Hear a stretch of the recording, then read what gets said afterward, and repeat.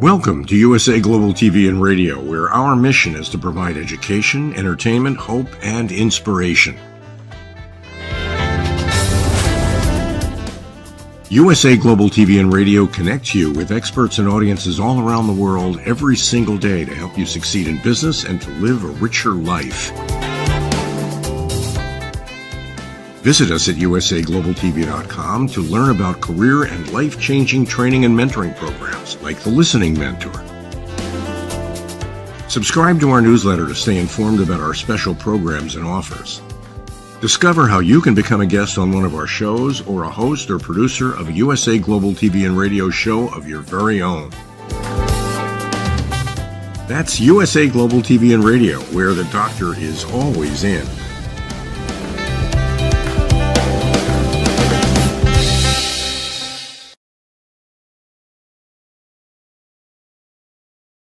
Hello, everyone. A big shout out and welcome to USA Global TV and Radio, where we are proudly providing world-class education, entertainment, hope, and inspiration. I'm Dr. Jacalyn Kerbeck, and I encourage you to get on the bus with us as we are so proud to be able to bring you this show, the United Kingdom News and Culture, which is sponsored by DIANN, FLOYD, BOEHM.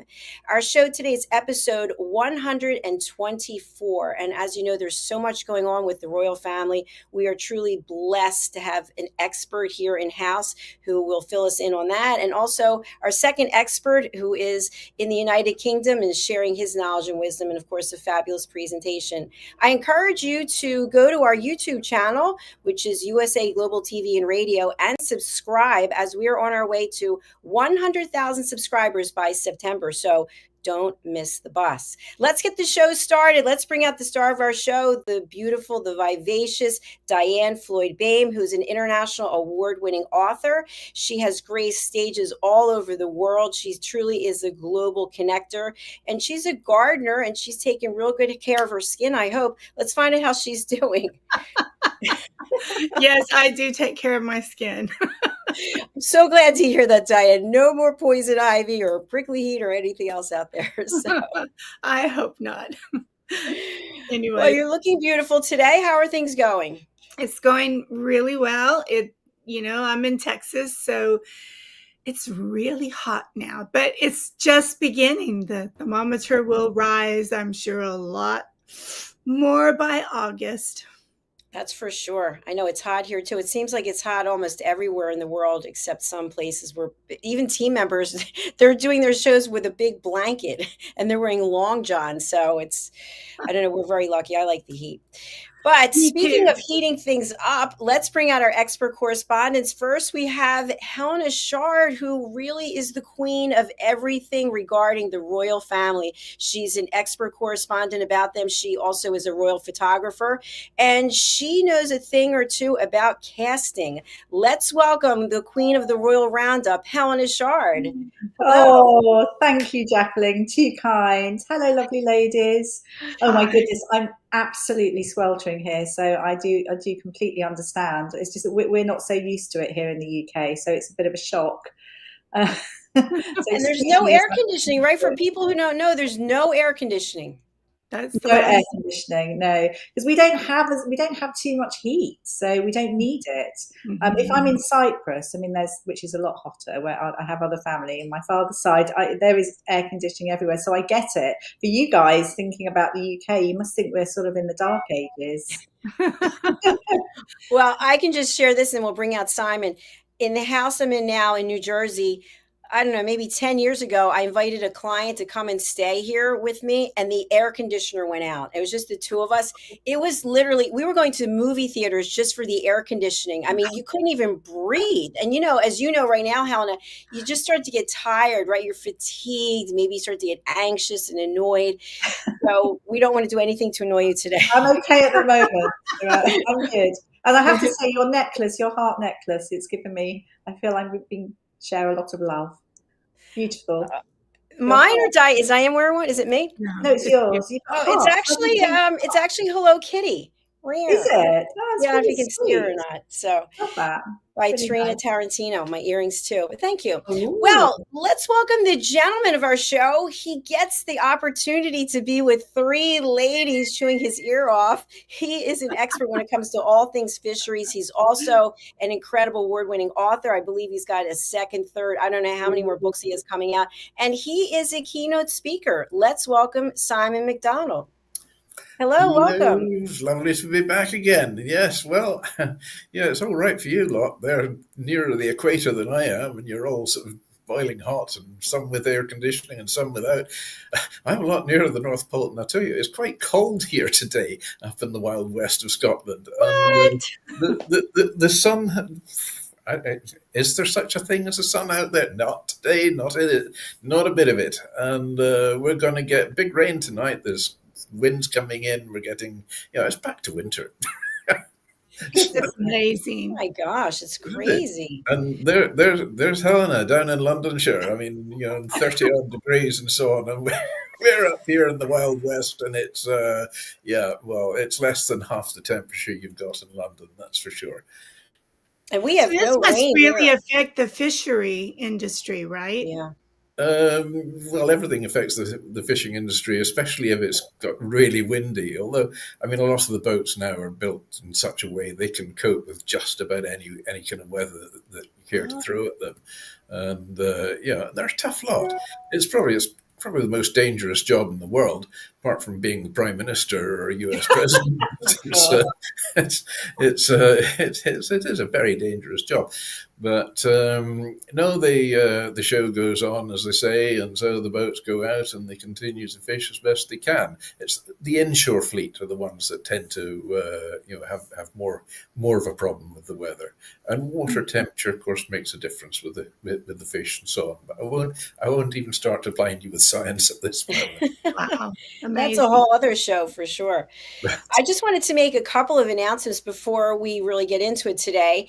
We are so honored that Helena and Ian are continuing on with Royal Breaking News from London. So you can watch this every day at 4 o'clock Eastern Time, 3 o'clock DIANN Central Time, or 9 p.m. British Summer Time. So do go over to our YouTube channel. Also, a super special announcement is that Helena, Ian, Philip Sykes, and myself have joined together to provide exclusive members-only VIP access on our YouTube channel for all things royal and all things from London. So do go over to our YouTube channel and not only subscribe, but become a VIP member.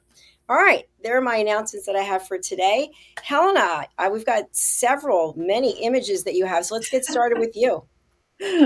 Thank you, Jacalyn. And thank you so much for the announcements as well. It's such an exciting time, isn't it? It's so exciting. In fact, it's a very exciting time in the royal social calendar as well. There's so much going on. But I thought I'd start with our fabulous Prince William. He's been super, super busy. And I just thought I'd just share also because he's just turned 42 as well. And I think it's something to celebrate because obviously he's been through a hard time with his wife and children. And I just think it's a time now where he's really shining.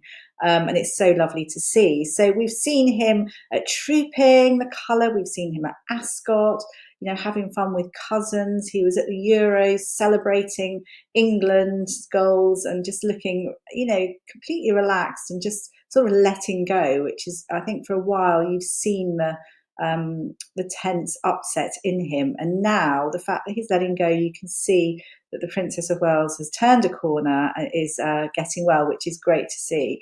And I think that the funniest thing, to start on something light, is seeing him boogieing away on his 42nd birthday. He'd been to the Euros, he'd raced back, and then he was at a concert dancing away with with Prince George and with Charlotte, and it was no other than Taylor Swift. Now, I have to say, I'm not a Swiftie.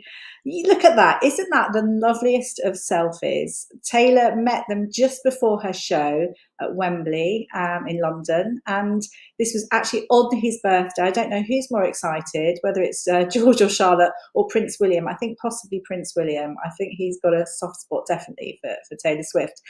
And it was just such fun seeing him boogieing away, and just really letting his hair down, what hair he's got. And I think it's just sort of showing a different side to him. And I also feel as well, the Princess of Wales took a wonderful photograph, which was released on social media, of them in Norfolk, sort of just jumping up in the air, really excited. And again, it's like this image, which is very freeing. There we go. Isn't that fantastic? I mean, they're sort of, they're jumping over. You can see that they're looking at the sea, actually, but obviously looking to camera. And I think it's free. I think it's actually showing Prince William as this modern father, sort of like carefree, happy. Children look happy. And I think what a perfect shot that Princess of Wales has taken. I think she's an incredible photographer. So I always enjoy seeing her photographs, and so pleased that she wasn't put off by previous problems, with editing, etc., because she really is truly fabulous. So also just a reminder as well with Taylor Swift, I mean, amazing. And I want to be a Swiftie, and I'm going to be a Swiftie. I think as well, we saw Zara Phillips and family as well, all in their twinkles and everything. They went along too. Taylor Swift's given a lot of money to charity. It's a sort of secret, but we sort of hear about it in social media. I mean, huge amounts of money, especially to homeless charities, and which is fabulous. And obviously for us as well here in the UK, I mean, set to boost spending by £1 billion. I mean, it's phenomenal, absolutely phenomenal. Anyway, moving on.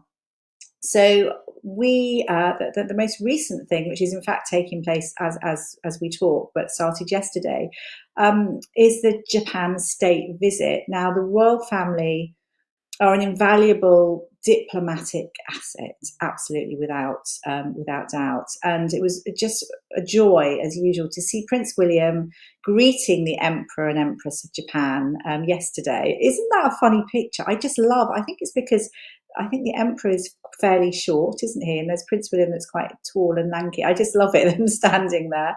And the Empress dressed as she is. And the funny thing about the Empress as well, it's not funny really, but we saw a picture of her in a carriage as well, because they were greeted, but obviously there was this was on behalf of King Charles that Prince William was doing that, but there was a huge, great big ceremonial event for them at Horse Guards parades, and there were the Welsh Guards, and the carriages were out.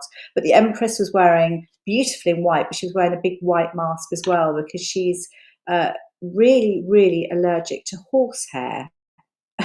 Which must have been one of those things, because obviously lots of horses around at the time. But there was, there was royal gun salutes. There was a lot going on, and they were entertained hugely. And also there was a meal as well. So there was a banquet that took place. I think today they're in Oxford, both of them, going to Oxford University, one of the places which is where they studied.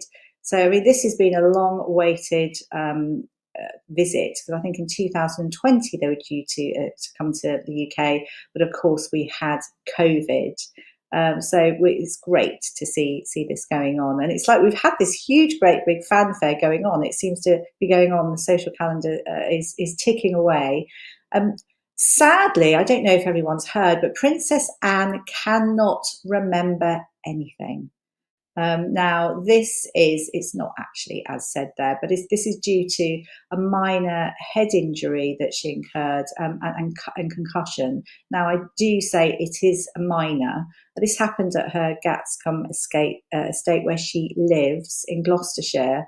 And luckily, her Zara Phillips and Peter, the son, they live on site as well. But it's sort of indicative of a horse kick or maybe a horse butt. with a horse's head, and she was raced to hospital, but by car, and is now in hospital and is being looked after. It's more for a precautionary situation, but she really can't remember what's happened, which is a big worry.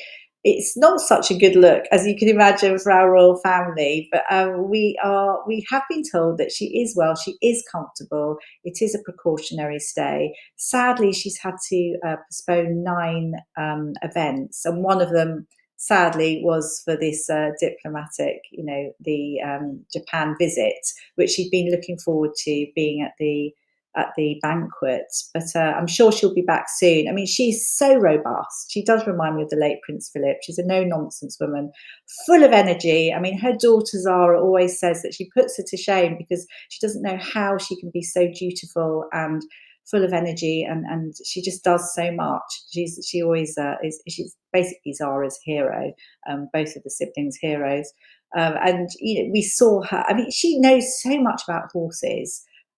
We saw her at trooping. She was riding Naughty Noble, a very skittish horse, and I think obviously she knows what she's doing. So we wish her well, and we look forward to seeing her back very, very soon. We've heard good reports.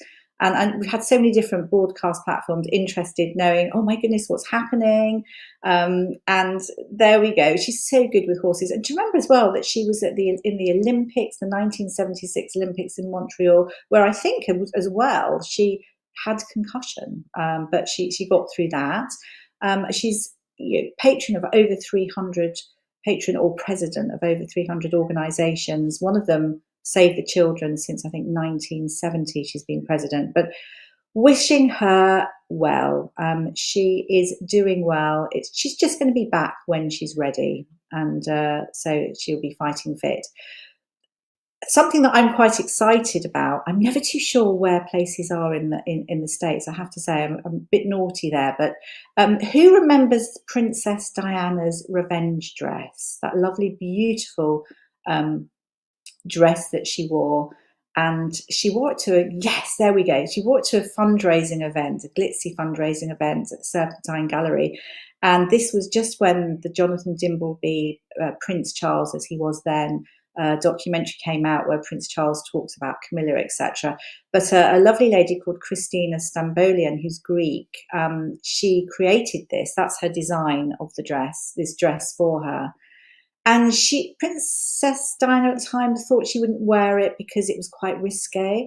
But she was so peeved with this documentary that came out with Charles that she wore it for this event, which was amazing. And I think everyone will remember that. She had that sapphire sort of pearl diamond choker, and looked absolutely amazing. I think as well about that, she was very upset with Valentino, who had released prior to the event that she was going to be wearing one of his dresses. And the late Princess Diana thought, I'm not going to support that, because that was a very, very naughty thing to do. So wore that dress, and we've always, always, always remembered it. It was purchased in auction at Christie's in 97, I think it was June 97, and it was actually a Scotsman that bought the dress with his wife, Graham Mackenzie, and they had like a body shop, I think, outlet or something. But they bought it to raise money for charities. So they haven't shown the dress that often, but they've raised lots and lots of money for different charities. And they bought it for something like 45,000, I think, at the time. But that was back then. And tomorrow, leading into the fact that there is another auction taking place, but this is in Beverly Hills, and it's a place called Julian's. I don't know if people know it, and it starts tomorrow at 10 o'clock. Now, apparently this is one of the biggest auction of the late Princess Diana's dresses, all of her goods, her letters, photographs, knickknacks, you name it. There's a huge, great big collection that is up for purchase. And I think you can actually go on their website and put in a bid, but I think most of the things are like hundreds of thousands, but there are a few good value things as well, like the letters and cards. So I'm really quite excited about seeing that. I'm monitoring it at the moment. And so that's Christina Stambolian, who I have to say, just going back, she made that dress, but for 3 years she actually waited, and she was really downhearted about it because she thought that Princess Diana would never wear it, and she, really went to town in getting it made for her with 2 of her dressmakers. It took a long time. So for her to see her suddenly wearing it was something very, very special. And I think moving on, I always love to have something that's creative, and I believe that the thing that I'm going to talk about the King's Gallery to begin with, and then move on to something else. So the King's Gallery is in Buckingham Gate, and it's currently showing royal portraits. It has done that for a while. It's a century of photography, and the portraiture, obviously, it's a sort of vital role in shaping the public's perception, I guess, of the royals as well. So always very, very interested in seeing what's there. There's 150 photography prints, but there's great people: Cecil Beaton, the late Cecil Beaton, Dorothy Wilding, Annie Leibovitz, Ranking, you name it. There's some great photographs in there. I don't know whether any of mine are in there, or maybe Ian Turner's could pop in there. I shall have to have a word with him. But it's a great place to go, so I do think people should go. That show will be ending at sometime soon. But I wanted to say something that I just saw recently, which I thought was quite funny, is that there is an artist called Dan Llewellyn-Hall. Now, I don't know of him, and I've only just seen his work, but he has lots of portraits that are coming out. He's also inspired by the royal family, because I suppose through the royals' reign, there's always this sort of public opinion, and of course artists are always drawn to them with portraiture, but this slightly different in that his pictures, I don't know if we've got any that we can show at all. There's whether we have or not, it doesn't matter too much, but oh my goodness, now that is Prince Harry. So this is one that's in his recent exhibition. It's an exhibition which is going to be coming out on June the 28th at Burlington House in Mayfair. And it's really the knife edge of public opinion, and it's to do with outsiders. So this is actually Prince Harry, but it's sort of interpreted as he's to be Bonnie Prince Charlie. And I think he was forced to flee into exile. So he's somebody who's naughty. So as you can see, Prince Harry is there. And there's another one as well, which I actually think this is quite beautiful personally, but this is, I find this is an interesting one. This is supposed to be obviously Meghan Markle. You can sort of see that. And I just can't remember. It's something like the returning of the White Queen, and it's supposed to be Elizabeth Woodville, who was married to the Henry IV, and she was a bit of an outsider, wasn't actually approved. Now this is the artist's interpretation, and the reason why it's going to be in the gallery. These are going to be sold as well. Money's going to charity, but I just found them quite exciting. Actually, I do find those pictures. There's a lot of energy in them. So there we are. So for anybody that likes to see artwork, as I do, and portraits especially, I would run along to see it. But more importantly, to go to the King's Gallery, Buckingham Gate, because there are some fantastic portraits there. There is so much to talk about. There's more to talk about. I could go on forever, but I'm going to stop.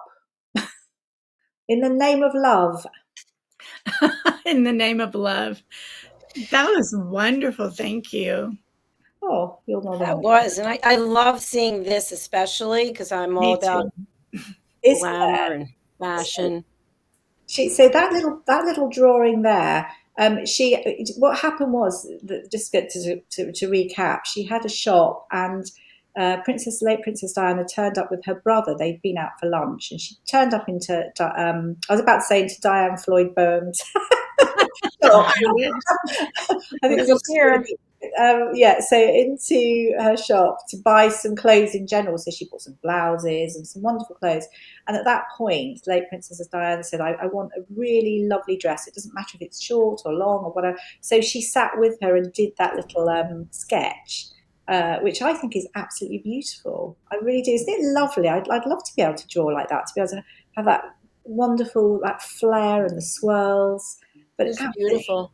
Wonderful little What size was Diana? Do you know? I know she was very tall, but she varied, didn't she? She varied a lot in size. I mean, she's very tall and slim in general, but she I don't know. Do you know? I actually don't know. Was she about size 10? But I'm sure she was a size 8 on occasion. I was thinking 8. Yeah, I would say probably.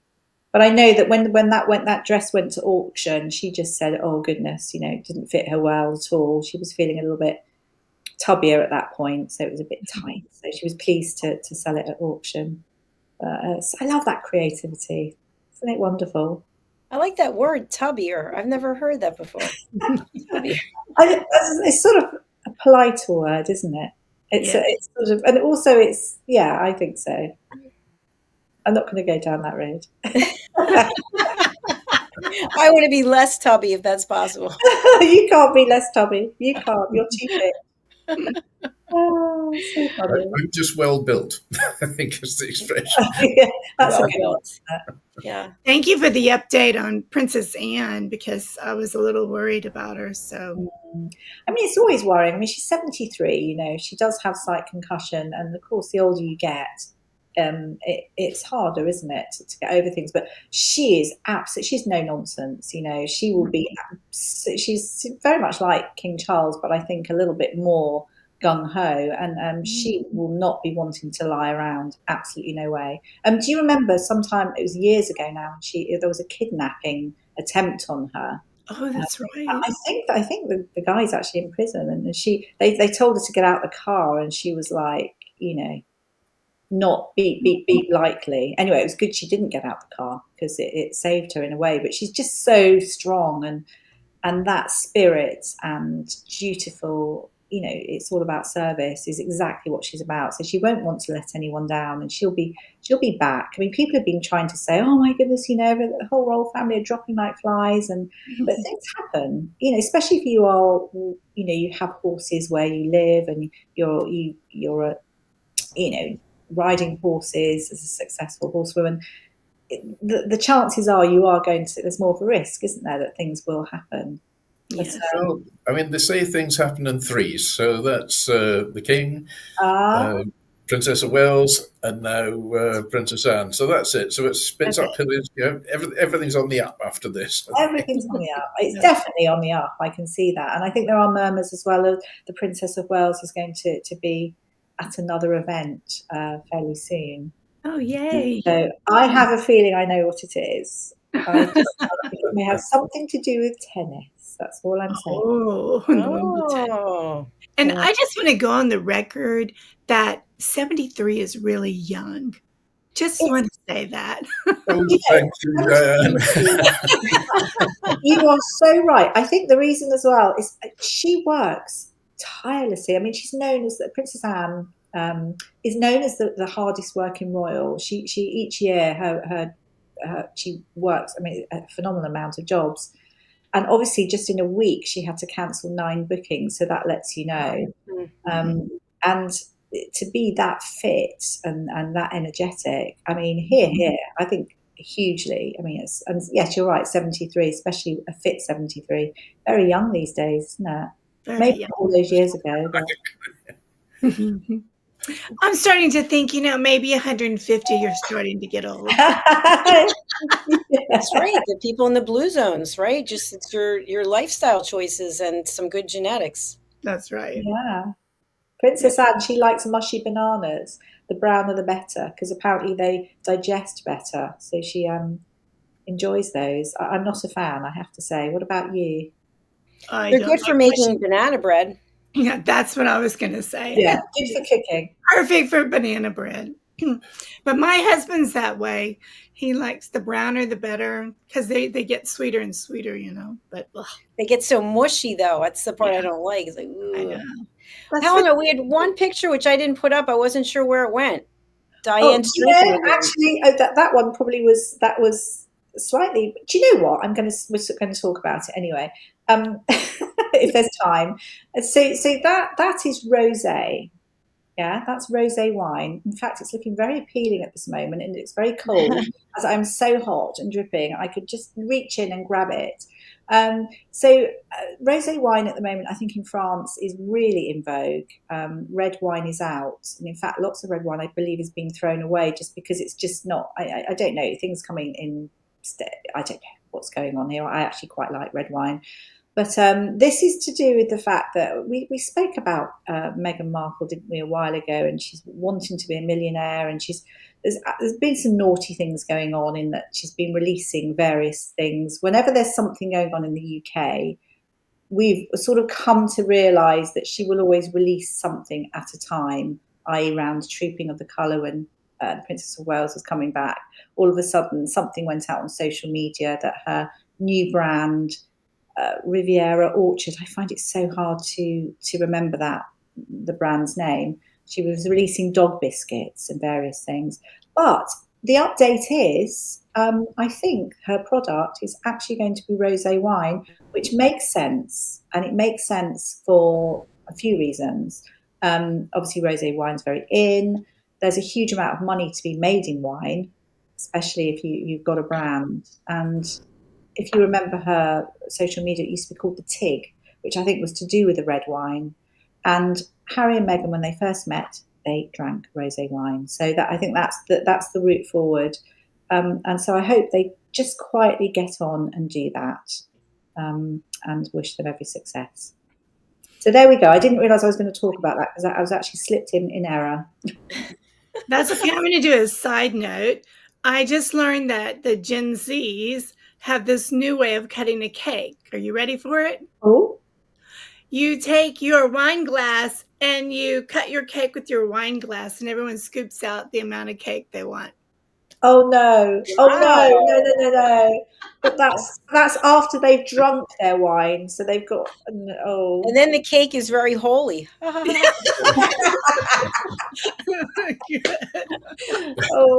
I think that's funny. Actually, it is funny. I suppose for me, maybe I'm a bit old school. It sort of makes me think of bacteria, and I don't really want their germs on my bit of cake. What about for those who have the huge wine glass? Take the entire cake almost. There you go. Thank you, Helena. That was really very interesting. Some great stories you shared today. Yeah. All right, are you going to stick around or you have to go? I'm actually going to go because I'm just going to get ready for our next slot, Dr. Jacalyn. Yes, I'll be seeing you shortly. Well, I guess you can go and put your head in a freezer, maybe. That's another thing as well. I'm actually going to have some water, so I'm going to go and get some water now and just cool down a little bit. But thank you so much, everybody, and look forward to seeing you next week. Thank you, Helena. Simon. Bye for now. Thank you. Take care. Bye. All right, the heat is on. Diane, anything you want to share before we go to Simon? No, that's really good, but The Heat Is On is a great song. Yeah, it is a great. The heat is on. All right, Simon, you're going to heat things up here. We're turning it over to you. Well, I wish I could heat things up here. It's actually, there is a glimmer of sunshine out there now. Maybe, oh, please let there be some. It's been very cold today, and I've had the heating on this morning, would you believe? I've been wearing a jersey as well. It's, oh dear. Anyway, there we are. Rosé wine, very popular in France, in particular in the summer. In the winter, just watch them. They'll go back to drinking red wine in the winter. So there we are. Anyway, today, well, I'm talking about an amazing character. And this is, again, World War II time, around the time of the D-Day landings again. So here we go. I mean, so it's when the battle-hardened troops from the recently formed SAS, they dropped behind German lines after D-Day, they demanded jeeps, guns, explosives, and a gallant Scot carrying a makeshift church in a wicker hamper. Well, thousands of Allied troops were already pressing forward on the ground by the time British Special Forces flew south over the darkened fields of France on June the 21st, 1944. But for the SAS, this journey, 2 weeks after D-Day, would be one of the most dangerous missions of the Second World War. A parachute drop into the heart of occupied France, where the Germans were digging in, and where to be caught was a death sentence. So before leaping into the blackness outside, the battle-hardened men of A Squadron of the SAS were checking their essential kit, weapons, ammunition, rations, sleeping, and their favourite clergyman. The troops knew they were likely to be operating behind enemy lines for months, so it was all the more important to have some religious and spiritual support as they risked their lives day by day for king and country. The man who'd volunteered to go with them was Army Chaplain Fraser McCluskey, who eventually became affectionately known as the Parachuting Padre. McCluskey had undergone intensive parachute and other training so that his presence would aid and not hinder, hopefully, the soldiers. Like them, he was in no doubt of the consequences if he was discovered by the Nazis behind their lines. He would probably be executed, not simply taken as a prisoner of war.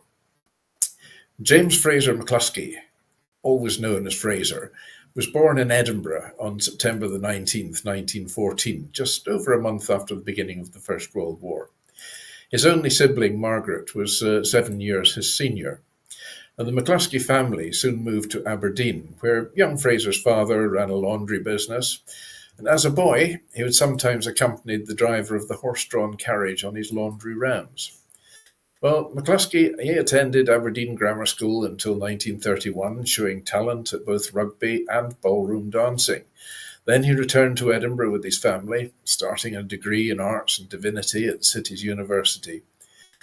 Even as a teenager, he was convinced his future lay in the Church of Scotland as a minister. So in 1938, with the benefit of a travel scholarship, McCluskey spent 3 months in Germany, where he became interested in the confessional church, which opposed Hitler's efforts to take over the Protestant churches. So McCluskey had a strong personal objection to the racist doctrines of the Nazi Party, and while in Germany, he met and then became engaged to Irene Kaliminas, the daughter of a German pastor. On his return to the UK, he began a job as a Scottish secretary of the Student Christian Movement, and on August the 24th, 1939, with war looming, he married Irene in Edinburgh. The groom, he was 24, and his bride 26. So, like her new husband, Irene hated all that Hitler stood for, and the war meant she was separated from her family indefinitely. McCluskey, gentle and devout, was appointed as chaplain to the University of Glasgow, and in the spring of 1943, he was given leave of absence to attend the Army Chaplains Training Centre in Tidworth in Wiltshire. Well, one day he opened a letter saying there was a need for chaplains to volunteer for parachute training. Well, feeling young and fit enough for the challenge, he volunteered and he was accepted.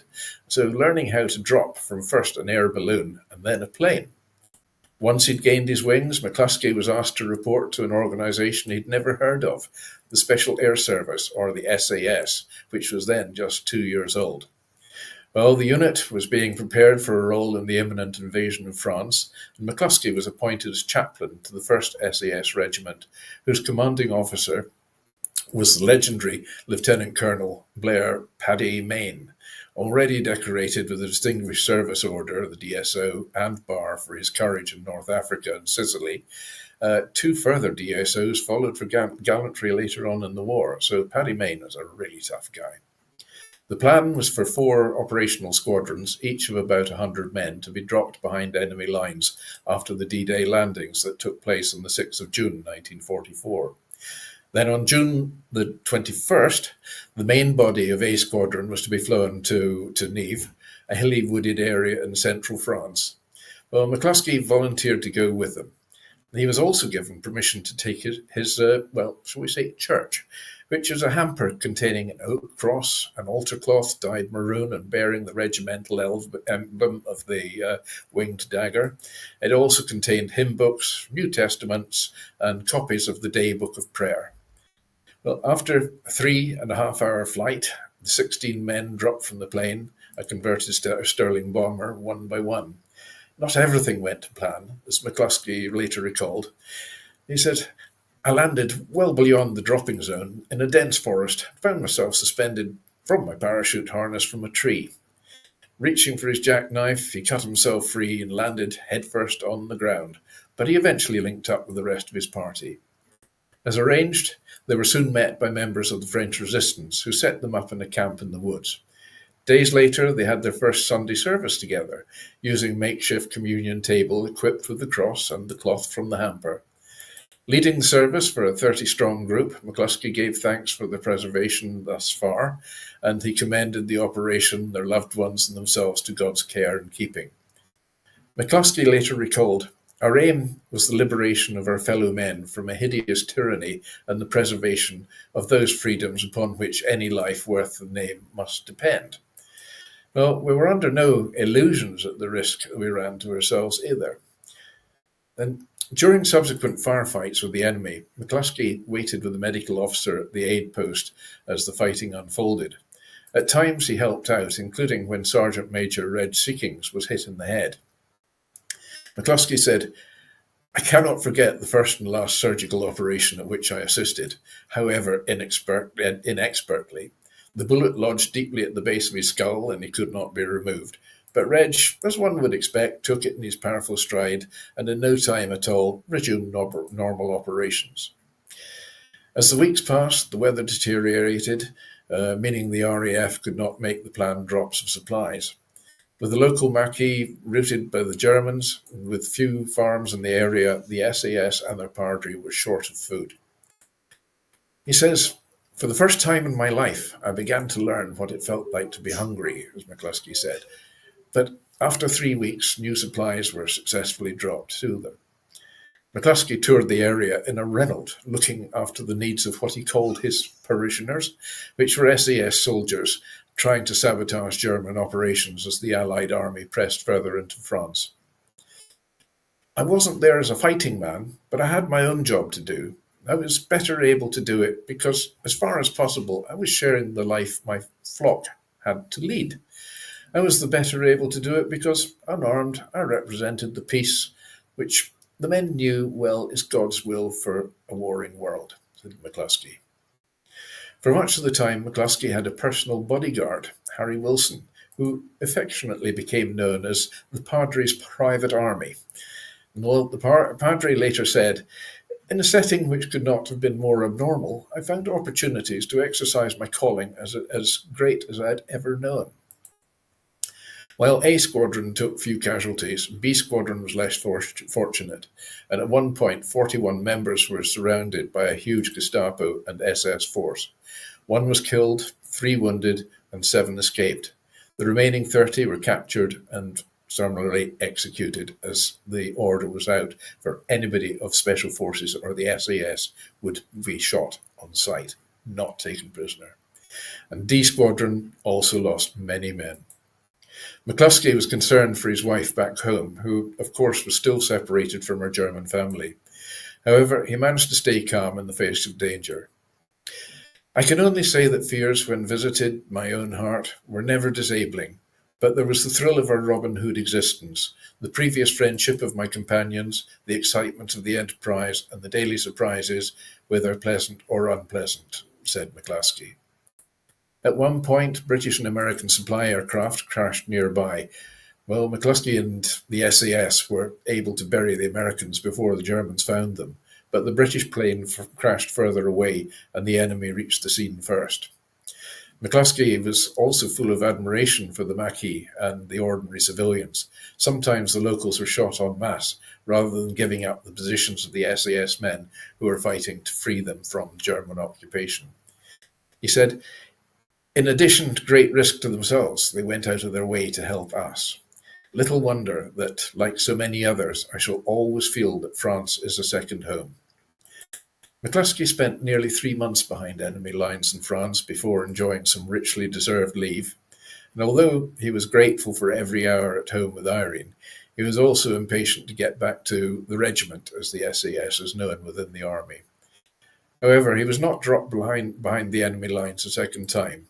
Instead, he was posted, still in his role as a chaplain, to the Second Army as it made its way through Belgium, Holland, and eventually Germany. This time he found his work really less rewarding.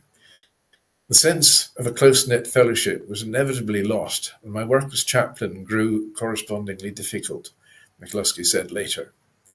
Yet as he entered Germany, the full horror of the war was brought home to him, with the whole towns obliterated by Allied bombing campaign.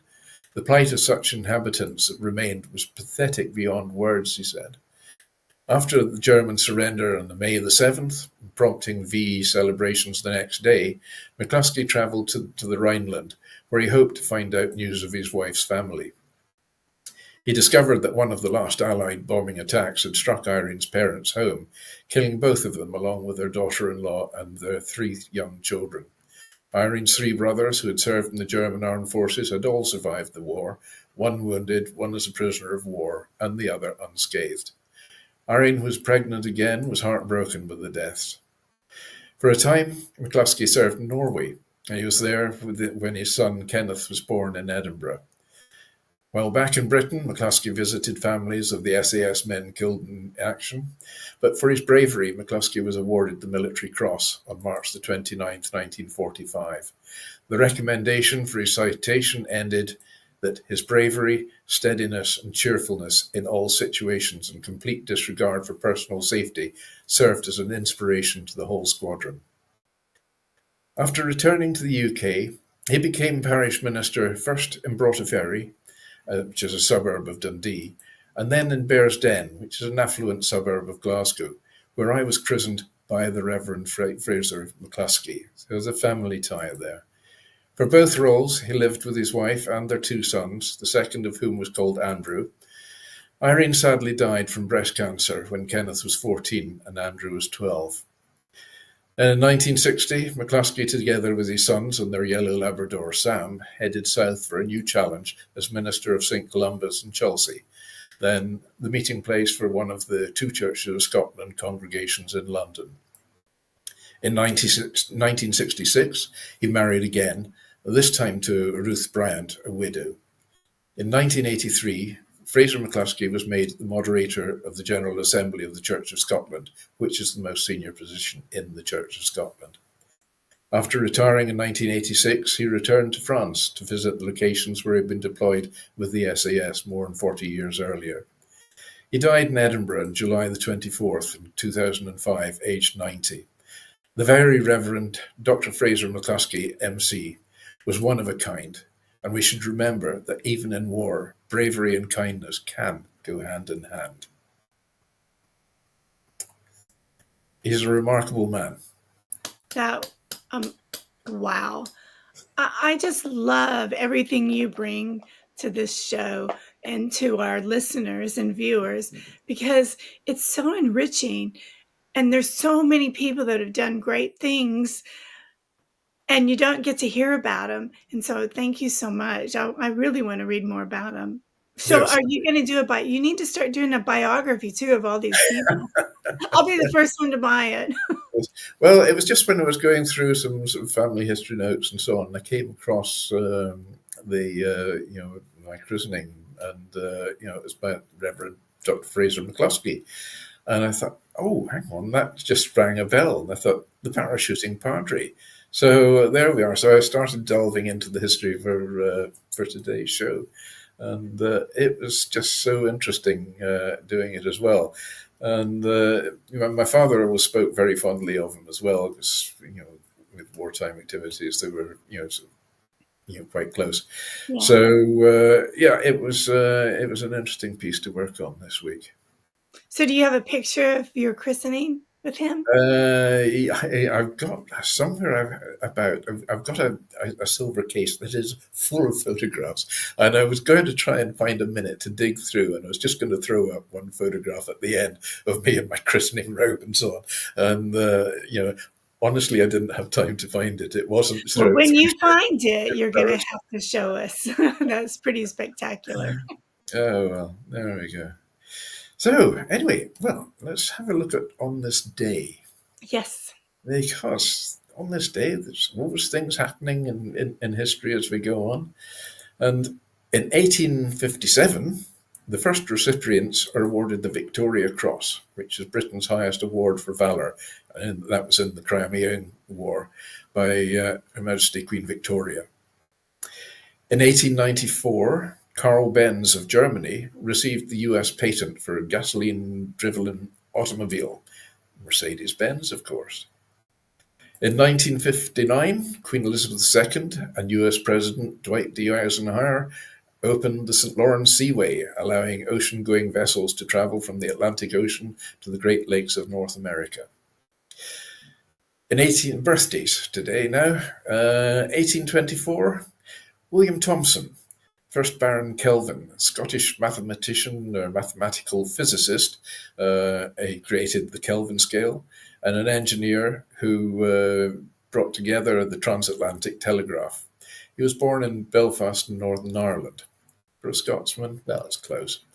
In 1915, Paul Castellano, the American organized crime boss, was born in Brooklyn and New York and died in 1985.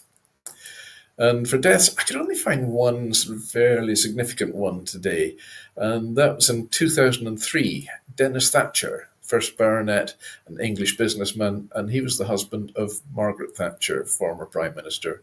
He died at the age of 88. Dennis Thatcher was a really nice chap, actually. He had to put up with quite a bit with the Iron Lady as his wife, and she was a very demanding lady. I mean, we think Princess Anne's tough. My goodness, Margaret Thatcher was really something else. So there we have on this day.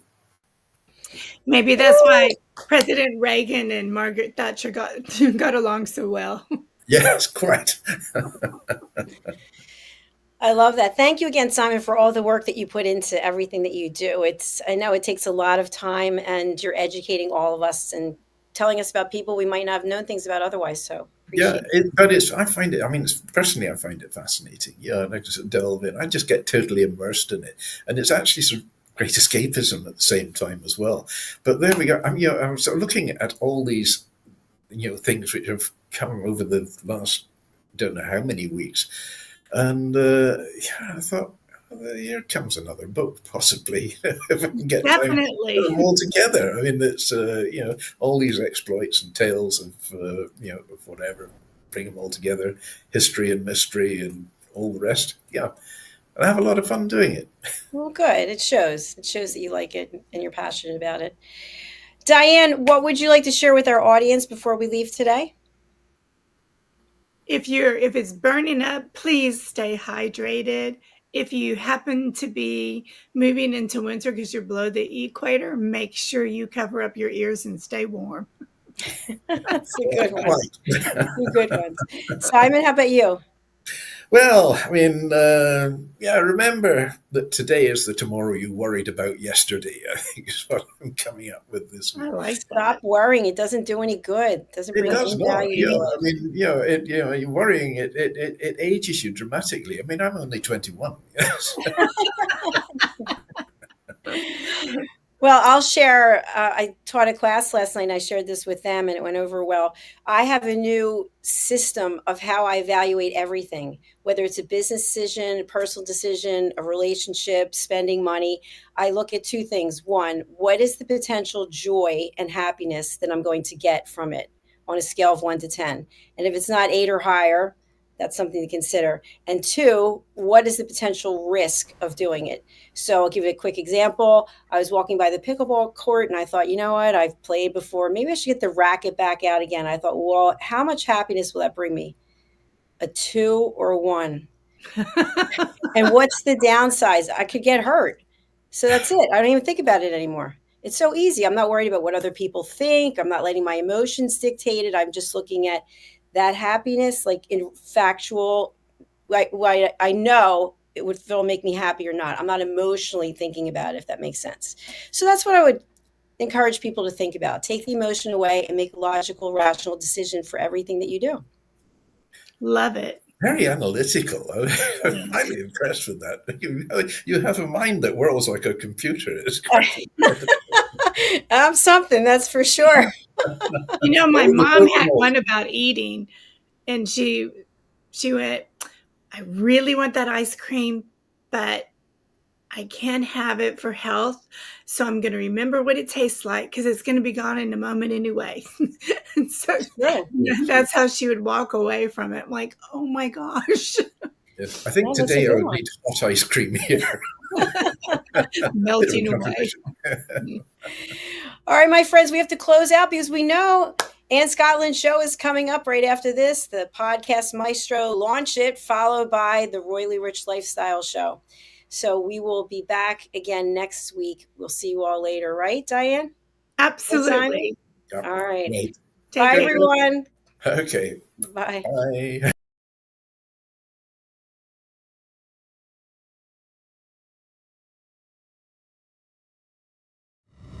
The last few days have been really amazing. I had the trainer course from the British School of Etiquette. And I must say it's been one of the best decisions I've ever made and one of the best investments I've made in my own training and development. Now, words alone will not describe the transformation and the positive path that I have traveled with the British School of Etiquette. I find really I learned a lot from the lessons this time I came. The last few days with the British School of Etiquette have been fantastic. And what I've learned now is really beyond my expectations. This is the most rewarding experience and the best investment I have made this year. It was just great. I learned so much, and when I go back to Belgium I will incorporate a lot of it into my day-to-day life and business. It's been absolutely wonderful for the whole week that we were here. I feel transformed, and I feel like blowing a trumpet and tell people, come and do this school, this class is the best, this is the best school ever. You should take it. It will change your life immediately. I am now able to teach other people how to bring the best of them. Thank you. Thank you, BSD. Thank you. Thank you so much.